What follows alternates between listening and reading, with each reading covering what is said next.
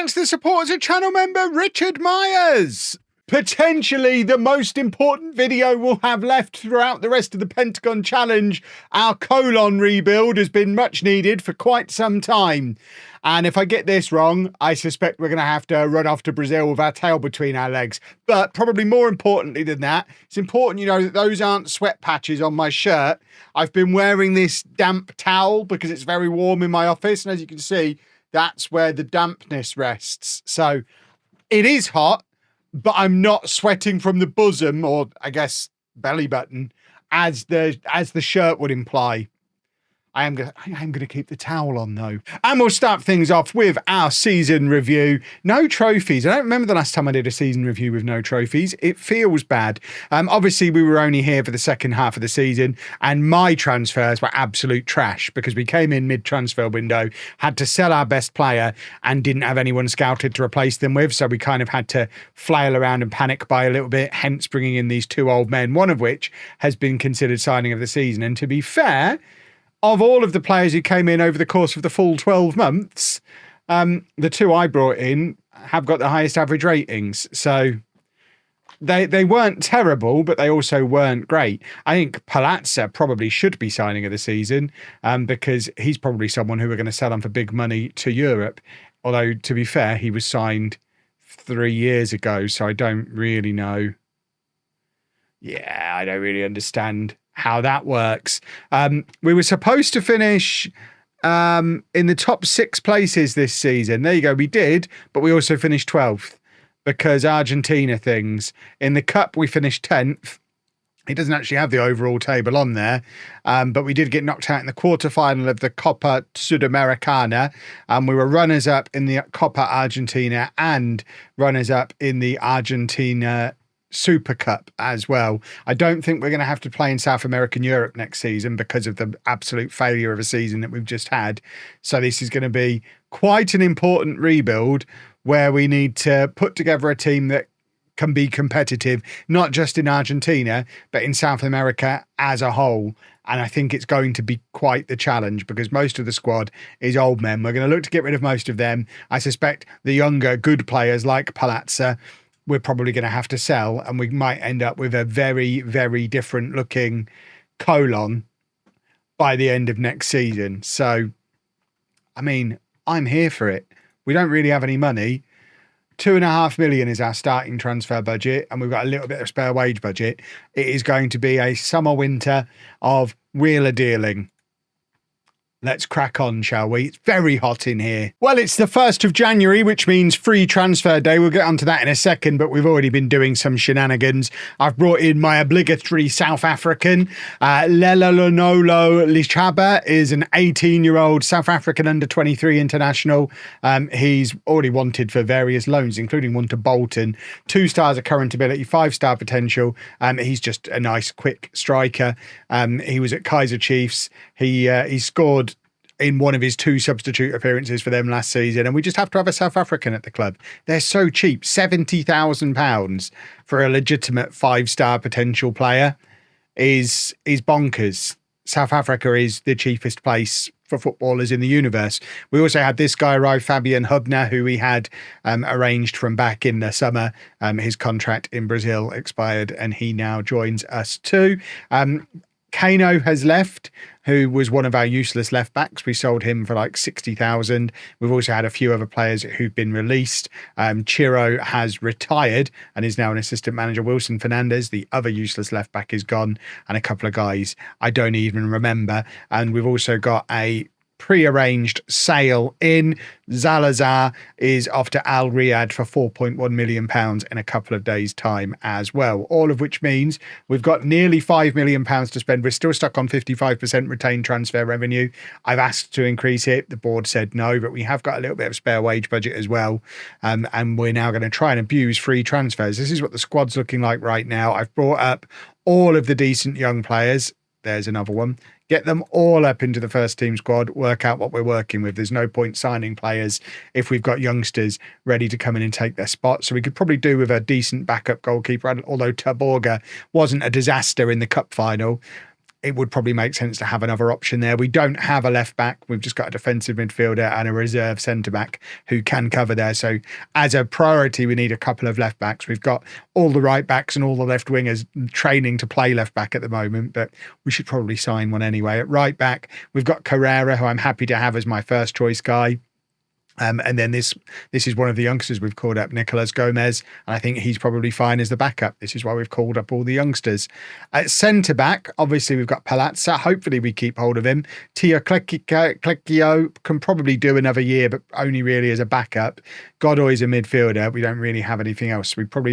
Trujillo can play anywhere across the back four. Teresi we're trying to get rid of. We need at least one, if not two centre backs. Defensive midfield, again, we're pretty limited and it's a lot of old men. If anyone wants to buy Godoy or Moran off me, two players. Did I sign both of them? I certainly signed Moran. Teresi we're trying to get rid of. Basically, we want to get rid of everything we've got in midfield and entirely replace it. I'm not happy with either of the midfield positions. If they all left and we brought in 4 new ones, I'd be pretty happy, but we do need to get rid of the highly paid old men first. Attacking midfield, we are looking good. Basualdo will play out wide, but we've got Borja in there. German Oliveira is another one of the youngsters that we've brought up, and I think he'll be fine as a rotation option. Guilherme's still only 22 as well, so I don't think we need an attacking midfielder. And likewise, if we keep hold of Basualdo, we're fine. If we lose him, we probably need a replacement, and we're probably going to lose him with Inter and Porto lurking. Hubner has just come in, and Flores is acceptable, but can probably be improved on. Anyone beyond that, like Sandoval, we probably just need to cash in on him. We're never going to use him. Did I sign him as well? No. Okay, that's all right then. And then on the left-hand side, we are a little light, so we could probably do with someone on the left. And up front, I think Gonzalez is going to have to either leave or make peace with being the backup, because I think we're going all in on Ramiro Herrera. And then we've got the youngsters that we've brought up, including Lichaba, the South African youngster. So definitely the defence needs strengthening more than the attack, but we did look at the XG table and know that part of the reason we struggled last year is because we weren't converting our chances, and it's a lot of pressure to put on Herrera as an 18-year-old. So if a genius attacker comes up as well, we're not gonna refuse to bring him in. But let's get started on bringing in some free transfers, or trying to. There's no clauses we can cash in. The budgets are very, very tight here. Well, things are starting to happen as expected. Basualdo has gone to Inter, but they've loaned him back to us for a year for free, which is super helpful. So we don't have to worry about replacing him for a year. £9.75 million we got for him. We've also sold Borja for £4 million. He's gone to play for Al Faisali. And we've got rid of Teresi on a season-long loan. They're paying all of his salary. And we've used that to start investing some money. So William Flores is a 21-year-old Paraguayan left-back, 3 stars of current ability, 5-star potential. Ruben Mancinelli is a 24-year-old Colombian winger, 3 stars of current ability and potential. He's in on a free transfer. Obviously, Basualdo has come back on loan. And then we've also signed in Yesif Lopera, a 20-year-old Colombian defensive midfielder, 3 stars of current ability, 5 stars of potential. He comes in for Deportivo Cali. The problem we've got now is the foreign player limit. As you can see, we've got loads of money in both budgets, but the transfer window closes in like 4 days. It's a super early transfer window closure. And there's not much in the way of Argentinian talent knocking around. And we're maxed out on foreigners. In fact, maxed out to the point where Tia Clecchio at the moment is not registered in the squad. We're only allowed 6 foreign players. That's Palazza, Lopara, Carrera, Hubner, the new midfielder who came in, the new winger, and Lichaba, the new young striker. Now, I'm not against loaning him out to keep Tia Clecchio if I can't find an Argentinian replacement for him. The one thing stopping me from doing that is Herrera, who we were pinning all our hopes on, is going to miss the first month of the season with injury. So we might need Lichaba. But then we definitely need Tia Clecchio at the moment. But we've got nearly £10 million to spend. We need to go and find ourselves a 6'8" Argentinian centre-back with loads of potential. I'm not asking for much. And absurdly, he almost exists. Dante Cruz is 18 years old. He's 6'5", and you can't teach that. He is Argentinian. He's at Rosario Central. The only problem is, look how much he's going to cost. It would wipe out most of our budget. But he is exactly what we need. But it does involve spending... I mean, our club record transfer is 1.7 million for Tia Clecchio. We'd be smashing it with bells on for a kid who's probably going to start out as a reserve. But then if we're going to win the Champions League, we need to show we need business. We mean business. Dante Cruz might be coming in. And I cannot believe what's just happened has happened. We don't have the transfer deadline day thing in Argentina. So I had all my transfers lined up at like earlier in the day by lunchtime on deadline day. I had all my transfers lined up, knowing that the deadline was midnight. And the deadline's just passed and everything's been cancelled.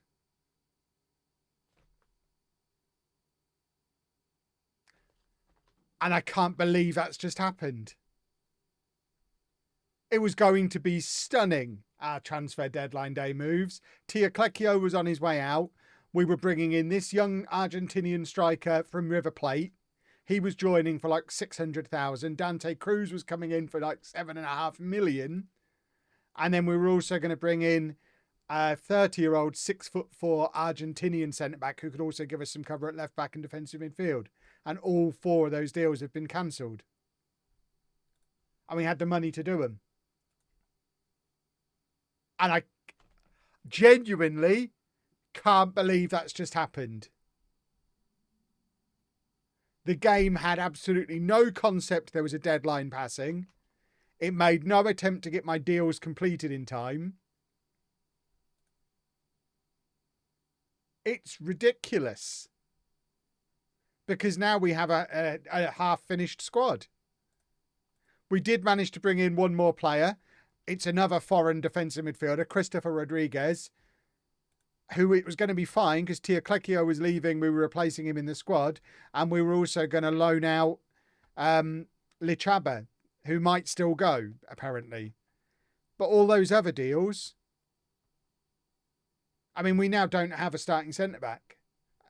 Unless we unregister one of our other foreigners to get Tia Clecchio back in the squad.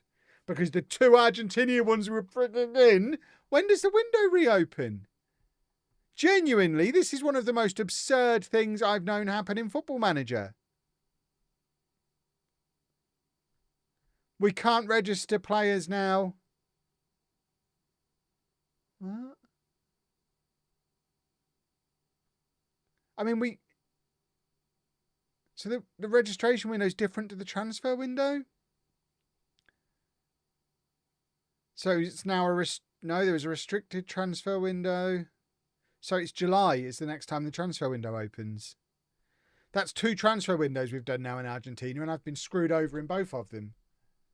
I mean, I'll try and resubmit my offers. See, these are the deals. So once we hit... This is absurd. And now we can't even get him. He was coming in for that. I'll make the offer anyway. I don't even know that I want the 30-year-old now. I genuinely think I might get sacked because we don't have a defence. The media think we're going to finish 4th. Tia Clecchio's not in the squad.